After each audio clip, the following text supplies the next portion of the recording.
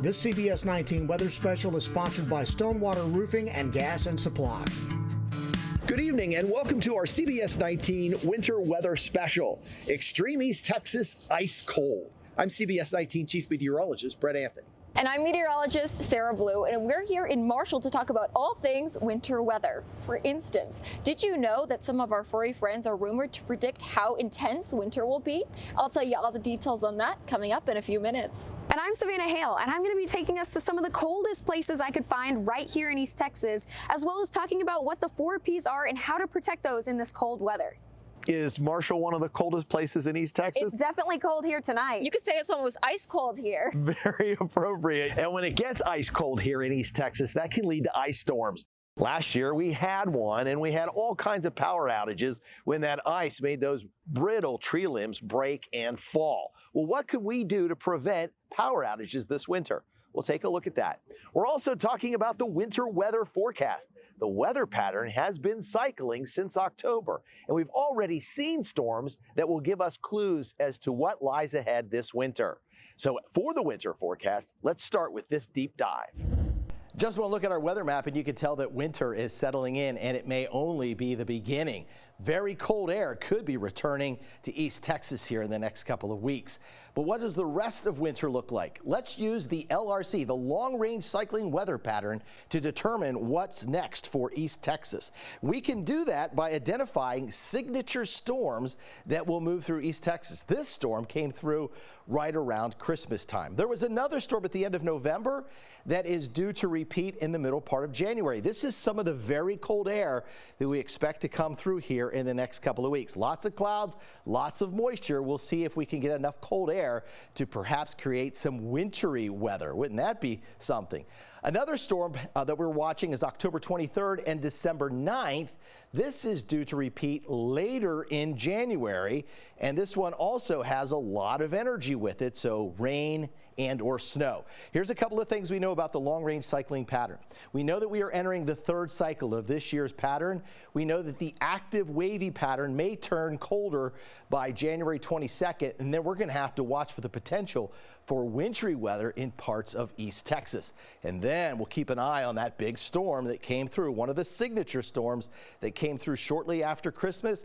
That will return between February 8th and February 11th. All right, let's talk about the winter outlook here in East Texas. It's going to be dominated by global weather patterns. So we're talking about El Nino and the Arctic Oscillation. The cycling weather pattern, or the LRC, helps our predictions, and we know that surges of cold air and moisture could mean snow. The National Oceanic and Atmospheric Administration says that near average temperatures with above average rain and snow are due here in East Texas.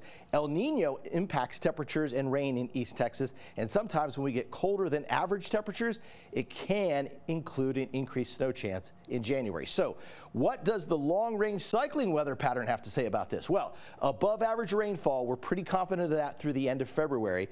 Near to above average temps, but a cold surge of air coming our way right around Valentine's Day, and then a late winter severe weather threat will increase. Speaking of Valentine's Day, what does the forecast hold for you? If you want to hold on to your loved one, go out for a nice date.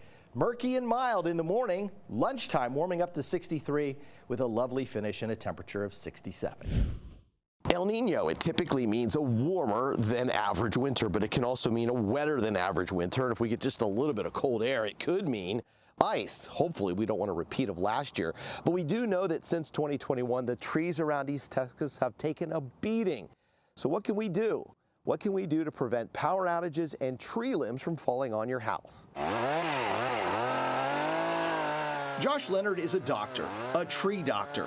His surgical knife, a chainsaw, and a keen eye for finding trees that could pose problems before the next winter storm. This winter, it's not predicted to be too serious. However, if you have branches that have already gone through those serious wind events or weather events, they could fail with just a little bit of ice. That's why he's at Wild Acres in Longview. It's a wedding venue known for its tree-scaped scenery. Owner Robin Casey sees a lot of value in preventive pruning. A lot of the brides in East Texas want to have an outdoor wedding, and so the trees add texture and color, and they make for great photographs. Josh is looking for trees impacted by previous weather events. Wind, heat, ice, and droughts. They've all taken a toll on East Texas trees. Trees that, have been here for, decades and decades, we're losing. Weather-related stress weakens a tree's immune system. That means bugs and fungus could damage or kill the tree. Josh, take us through. What do you see here and what does this mean for this tree? Well, it's not good news. You see the gray splotch right here and here as well. When you see that, that's not good. That's a fungal pathogen. Those limbs and trees need to be cut, and that comes with a cost and sometimes a dilemma. Big challenge because you want to make sure that your trees are healthy. You want to make sure that they're all trimmed and that they're neat. And so they do take a lot of maintenance. Last February is a great example. Remember when more than 13,000 people lost power thanks to freezing rain that weighed down power lines and trees? Oncor, the state's largest power supplier, does. Most of what you saw in the last ice storm was trees that are outside of our right-of-way that we're not responsible for. In other words, Oncor can't do anything about those trees. Oncor's Tom Trimble tells me Oncor does year-round maintenance on its 140,000 miles of line in the state of Texas. The state's largest electric provider has a sophisticated process of monitoring lines, transformers, and electrical current. We do data analytics and try to figure out where we might have problem areas and go get those fixed before the winter. And we've been working on that all fall. But Oncor can't guarantee an ice storm or high winds won't knock out power. Remember, this is East Texas, the piney woods. We have a lot of trees, some too tall for trimmers to reach. If you have a big 80-foot tall pine tree that's 40 foot away from our line that falls because of it dies or there's an ice storm, then it's going to fall on our line, and we're going to go out there, we're going to get your power back on as quickly and safely as we can.